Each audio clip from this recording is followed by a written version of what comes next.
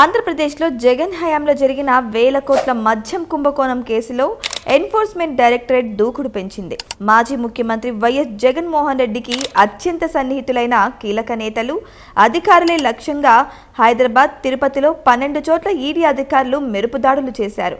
ఈ సోదాల్లో కీలక పత్రాలు, ఆస్తుల రికార్డులు బయటపడడం వైసీపీలో ప్రకంపనలు సృష్టిస్తోంది.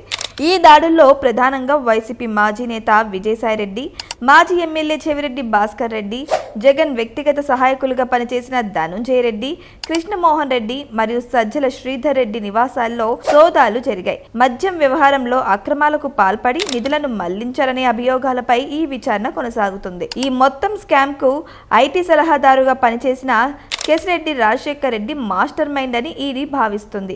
ఏపీ ఎస్పీసీఎల్ ను అడ్డం పెట్టుకుని మాన్యువల్ సిస్టమ్ ద్వారా తనకు నచ్చిన కంపెనీలకే ఆర్డర్లు ఇప్పించి భారీగా కమిషన్లు వసూలు చేసినట్లు ఆరోపణలు ఉన్నాయి. సుమారు 3,200 కోట్ల రూపాయల అక్రమ సొమ్మును వివిధ కంపెనీల ద్వారా మనీ లాండరింగ్ చేశారని ఈడీ ప్రాథమికంగా గుర్తించింది.